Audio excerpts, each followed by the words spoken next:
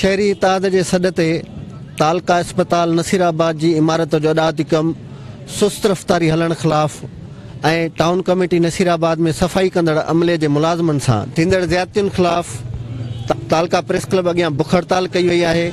बुख हड़ताल ते शहरियुनि समेत नंढनि ॿारनि ऐं औरतुनि पिण शिरकत कई है। अचो खाइन मालूम करूँ तो उन्हनि जो मुतालबो छा है ऐं ही एहतजाज केसी ताईं जारी रहंदो। नसीराबाद के अरबाब रहीम के दौर में अरबाब रहीम तालके जो दर्जो ॾेई वियो। उन टाइम का वठी नसीराबाद की तालके की इमारत की पीड़ जो पत्थर रखियो वियो जैसे 8-10 साल थी चुका हैं, पर इन वक्त ताईं उन जो कम जो है वो किवलीअ की रफ्तार से हली रहो है। 8 सालन में वह इमारत मुकम्मल थी न सकी है, जैसे करे असीं इंडस हाईवे ते वेठा आहियूं। रोज़ जा हादसा मामूल बनियल आहिनि, तमाम घणी तकलीफ़ में आहियूं। नंढड़ी गुज़ारिश कयूं था उन्हनि वसवारनि खां, वोट वठंदड़नि खां, त महिरबानी करे तालका अस्पताल जो कम जो है वो मुकम्मल करे शहर में बेचैनी ख़त्म कई वञे। ऐं ॿियो मामलो आहे त टाउन में हिते नसीराबाद में असां वटि 450 खां वधीक मुलाज़िम आहिनि, जॾहिं त कमु कंदड़ कुल 53-54 ॼणा आहिनि। बाक़ी सभु वाइट कॉलर के वॾेरनि जा, भोतारनि जा, नवाबनि जा, मीरनि जा माण्हू आहिनि जेके घर वेठे पगार खणंदा, ड्यूटी कोन था कनि। असांजी घुर सिर्फ़ु इहा ई आहे त बाबा जेकॾहिं तव्हां इहे माण्हू रखिया आहिनि त ठीकु आहे, रखिया त, पर उन्हनि खां कमु त वठो। शहर जो पैसो आहे, न टाउन चेयरमैन पंहिंजे घरां थो ॾिए, न TMO पंहिंजे घरां थो ॾिए, न को MP MLA पंहिंजे घरां थो ॾिए। इहो मुंहिंजे शहर जो, मुंहिंजे पोरियत जो, मुंहिंजे मज़दूर जो, मुंहिंजे हारीअ जो हक़ आहे त उहो पैसो उन्हनि ते ख़र्च कयो वञे। पर इहे वाइट कॉलर भर्ती करे उन्हनि माण्हुनि खे ख़ुशि त कयो वियो आहे। ऐं ॿी हैरत जी ॻाल्हि इहा आहे त 40 खां 45 जायूं बि हिते ख़ाली आहिनि। तो डेली वेजेस जा जेके मुलाज़िम आहिनि, असांजी उन्हनि खां घुराई त तव्हां डेली वेजेस जे मुलाज़िमनि खे जी पगार कढाइण जे लाइ हिननि खे कूड़ा वाउचर ठाहे बैंकुनि खे इज़ाफ़ी पैसा ॾियणा था पवनि। बहितर इहो थींदो त उन्हनि मुलाज़िमनि खे पको करे हलाए वञे जेकी कमु बि कनि था, त शहर जो भलो बि थींदो। ऐं ॿी सूरत में शहरीता जो जेको एहतजाज आहे उन वक़्त ताईं जारी रहंदो जेसीं ताईं इहे बुनियादी मसइला हल न थींदा। असीं पोरियत मज़दूर हारी जेको आहे शहरीता जे जदोजहद में 3-4 ॾींहं आहे बराबरि जा शरीक आहियूं। असांजो जेको आहे मेन मुतालबो आहे त तालका अस्पताल खे जेको 8-10 साल थी विया आहिनि उन जो कमु रोलाड़े जो शिकार लॻो पियो आहे। असां हिन गवर्नमेंट खां इहा घुर था कयूं त हिन कम खे जेको आहे मुकमल कयो वञे। ॿी सूरत में असांजो इहो एहतजाज जेको आहे दाइरो अञा जेको आहे असां वसी कंदासीं। शहरी इताद जे इन प्रोग्राम में हिन एहतजाज में वेठा आहियूं नारी जमहूरी मार्च जे तरफ़ां। त हिननि असां जेको आहे हिकिड़ो जाइज़ मुतालबा कया आहिनि जेकी तालका अस्पताल आहे उनखे केतिरो टाइम थियो आहे, 10 साल तक़रीबन थी चुका आहिनि, जंहिंजो कमु अञा ताईं मुकमल न थियो आहे।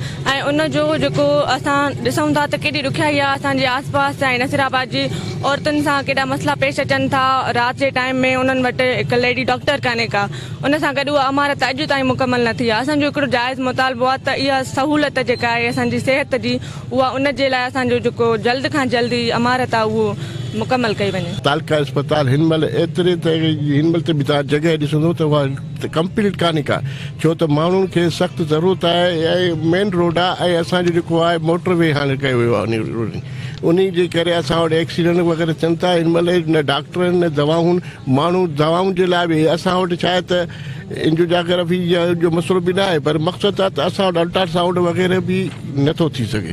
इन लाइ असांजे तालका अस्पताल खे जल्द जल्द वग़ैरह ॾिनो वञे ऐं उनजी जल्दी बिल्डिंग तयारु कई वञे। ॿियो त जेको टाउन कमेटी में जेके मुलाज़िम रखिया विया आहिनि सफ़ेद कान, उहे तक़रीबन 450 माण्हू आहिनि, जंहिंमें उन्हनि में को बि माण्हू कमु नथो करे। हिन महिल सफ़ाई जो इहो थियो आहे त नालियूं बि बंदि थी वियूं ऐं हर शइ, और जेके कचा मुलाज़िम हिननि रखिया उहे कचनि मुलाज़िमनि खे बि हिननि कढी छॾियो आहे। इन खां अलावा हिननि पुराणी तारीख़ुनि में असां ॿुधो आहे अॼु त पुराणी तारीख़ुनि में के हिननि 10-15 माण्हू भर्ती कया आहिनि। पुराणी तारीख़ुनि में जेके पुराणी तारीख़ूं अॻ में आहिनि उन्हनि में हाणे चेयरमैन साहब खे भर्ती कया आहिनि, पोइ उहे बि माण्हू कमु नथा कनि। असांजे लाइ इहो जिदोजहद जारी रहंदी। असां शहरी हितां जी तरफ़ां वेठा आहियूं, जेसि ताईं इहो कंप्लीट कमु न थींदो तालका अस्पताल असां हितां उथण जी कोशिशि कोन कंदासीं ऐं इंतज़ारु जारी रहंदो। शहरी तरफ़ां असां अलामती बुख हड़ताल में काफ़ी ॾींहंनि खां वेठा आहियूं।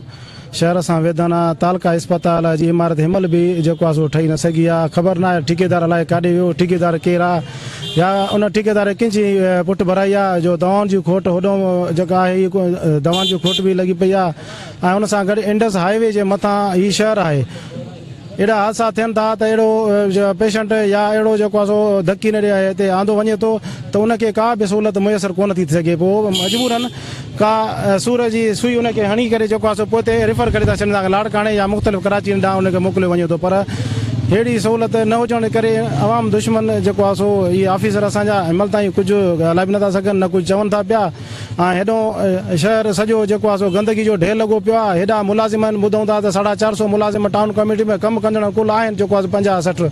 हाणे तव्हां ॿुधायो साईं, हेॾो सारो शहर आहे ऐं जेको असांजो मुतालबो इहो आहे त शहर खे जेको आहे सो साफ़ु सुथिरो रखो ऐं मुलाज़िमनि खे ज़ाहिर कयो, जेके वाइट कलर जेके मुलाज़िम आहिनि उन्हनि खे तव्हां ज़ाहिर कयो ऐं शहर खे साफ़ु सुथिरो रखो ऐं तालका अस्पताल खे जेको आहे सो दर्जो ॾेई ऐं मुकमल कमु कराए वञनि।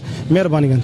गुज़िरियल 10 सालनि खां तालका अस्पताल जो कमु मुकमल न थियण ख़िलाफ़ ऐं टाउन कमेटी इंतज़ामिया पारां शहर में सफ़ाई सुथराई निज़ाम बहितर न करण ऐं सफ़ाई कंदड़ अमले सां ज़्यादतियुनि ख़िलाफ़ हीअ एहतिजाजी बुख हड़ताल रोज़ जे बुनियाद ते जारी आहे।